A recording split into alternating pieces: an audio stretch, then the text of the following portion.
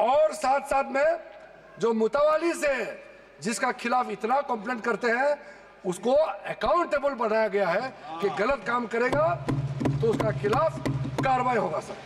और सर मंत्रालय ने ये सारा पोर्टल को गति शक्ति इकोसिस्टम के साथ हम लोगों ने इंटीग्रेट करने का पॉलिसी प्रोसेस शुरू कर चुके हैं सर।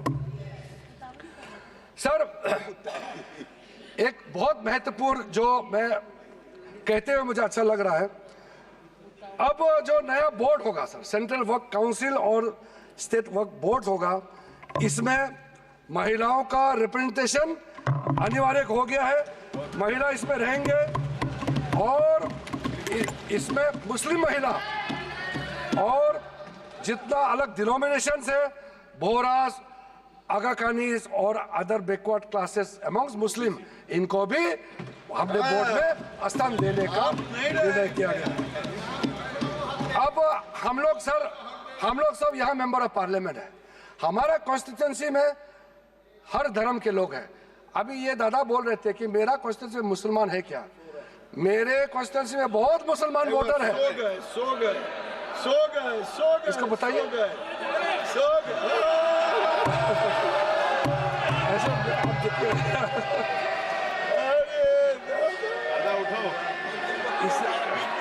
इसलिए मैंने कहा ना दादा, आप हर समय मत बोलिए, नींद आ जाएगा आपको। सर थक जाते हैं हम लोग। सर जो महत्वपूर्ण बात मैं कहना चाहता हूं सर, मैं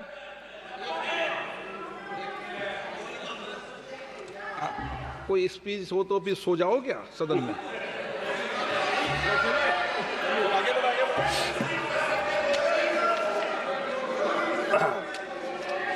वो कल रात क्या कर रहे थे मैं नहीं पूछूंगा उसको।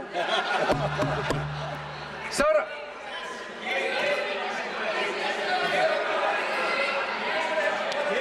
चेक कर लेंगे, पॉलिटिकल रिप्रेजेंटेशन चेक कर लेंगे। ब्रोदर पॉलिटिकल रिप्रेजेंटेशन हमारे लिए जरूरी है। हो गया।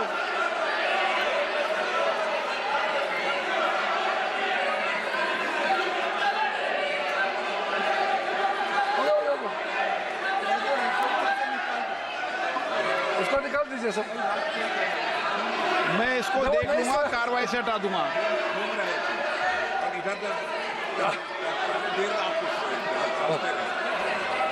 और रात भर पढ़ रहे थे, किताब पढ़ रहे थे, मैं क्या कर सकता हूँ? मैंने उसको कार्रवाई से हटा दिया है। प्लीज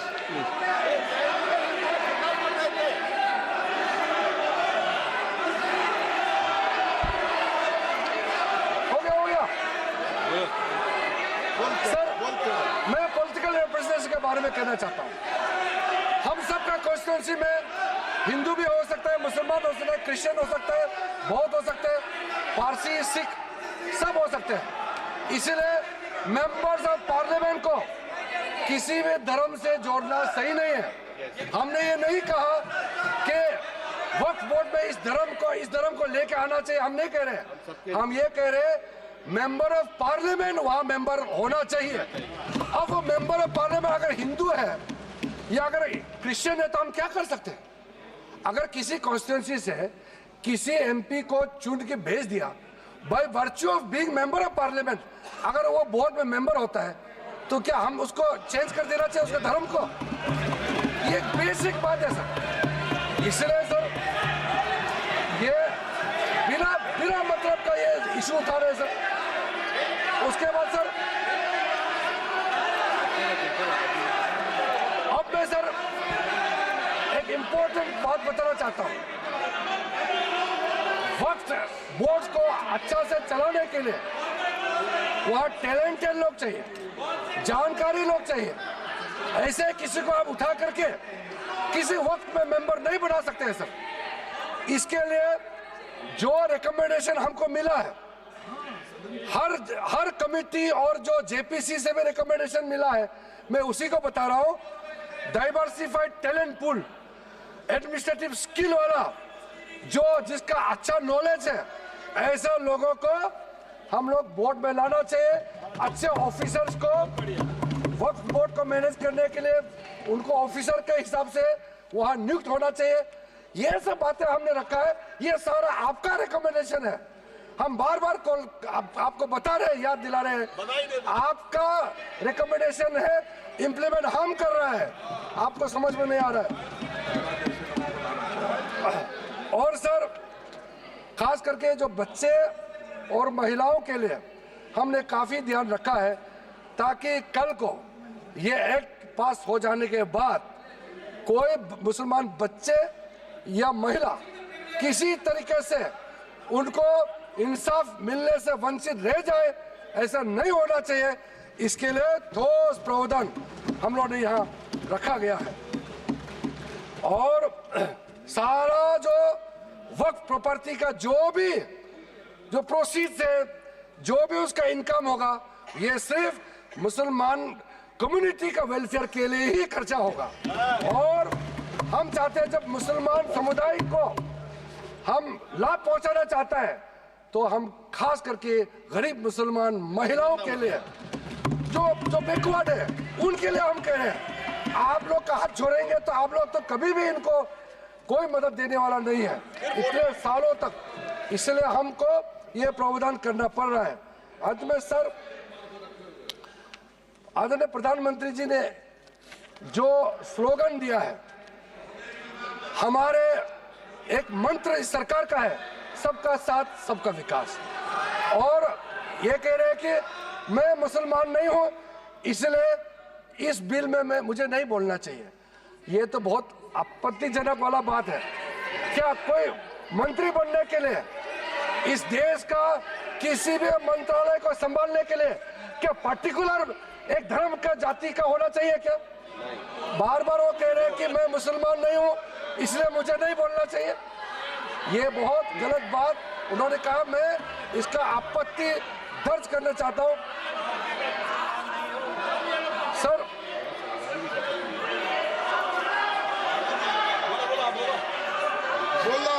इसलिए सर इस बिल को इस सदन में रखते समय मुझे बहुत ही खुशी तो मिल रही है, साथ साथ में एक भावना भी है मेरे मन में कि एक नॉन मुस्लिम, मैं खुद माइनॉरिटी हूँ, नॉन मुस्लिम हूँ, लेकिन मुसलमानों का वेलफेयर के लिए ये बिल रखने का मौका मिल रहा है। ये मेरे लिए एक सौभाग्य की बात है। आदरणीय प्रधानमंत्री जी का आशीर्वाद से इतना एक भला काम करने का जो मौका मिला है, ये हर आदमी को ये मौका नहीं मिलता है।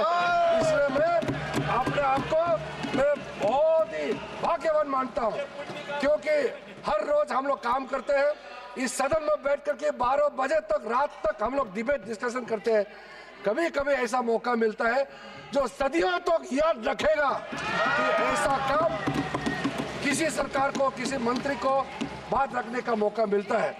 सर, मेरे पास और भी पॉइंट बहुत है, लेकिन जैसे हमारे कांग्रेस के साथियों ने और कई लोगों ने भी रिक्वेस्ट किया है, मैं मानता हूं कि जो प्रमुख रूप से जो मुद्दा, जो ऑब्जेक्शन रेज किया गया, उसका हमने रिप्लाई कर दिया गया है। और बिल में जितना भी प्रावधान, जितना सेक्शन हमने या डिलीशन किया, एडिशन किया या अमेंड किया, सारे के सारे प्रावधान को हम उचित समय पर और विस्तार से आपके सामने में रखूंगा। ये मेरा आखिरी भाषण नहीं है। इसलिए आप लोगों ने इतना आपत्ति आप लोगों ने दर्ज किया, लेकिन मैंने उसका सिर्फ 50% ही रिप्लाई किया है। अभी 50% और भी जवाब देना बाकी है, लेकिन आदरणीय अध्यक्ष महोदय जी का परमिशन से आज आप लोगों को भी इतना सवाल उठाने का मौका दिया, इतना और ज्ञान मुझे भी आपके जितना भी आशंकाएं हैं दूर करने का मौका दिया। अध्यक्ष महोदय जी, इसी शब्दों के साथ मैं आपसे अनुमति चाहता हूं कि इस बिल को मैं इस सदन में इंट्रोडक्शन के रूप में पेश करूं। नहीं, माननीय सदस्य, जो सदस्यों की भावना है कि आप इस पर और डिटेल चर्चा करना चाहते हैं, इस विषय कुछ बोलना चाहते हैं आप? सर, जैसे कि हम लोग बहुत ही ओपन माइंडेड, बहुत ही डेमोक्रेटिक तरीके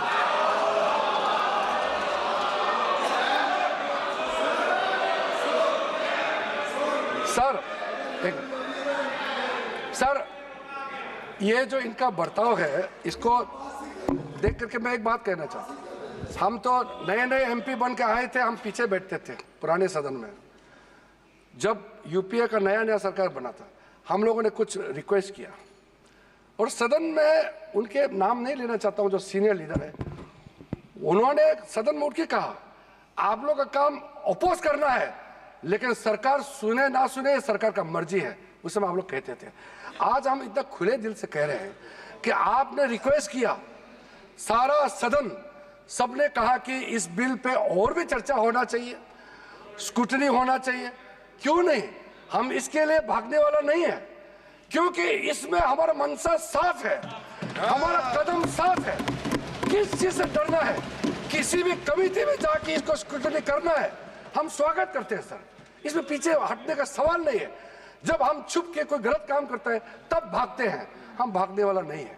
इसलिए अगर किसी कमेटी में जाना है, हम सर अपने सरकार की ओर से हम पक्ष रखना चाहते हैं कि ज्वाइंट पार्लियामेंट्री कमेटी गठन करके इस बिल को रेफर किया जाए और फिर ऑल पार्टी अपने संख्या के हिसाब से वहां पे विस्तार से चर्चा करें और स्टेक होल्डर से बुला करके जो भी सुनना है आप इस कमेटी को अधिकृत रूप से यहाँ से आप पास कर दीजिए। और भविष्य में हम खुले मन से इस तरह का आपका सजेशन हम जरूर सुनेंगे, लेकिन देश के लिए जो सही है हम जरूर करेंगे। इसी बातों के साथ आपको बहुत बहुत धन्यवाद देना चाहता हूँ।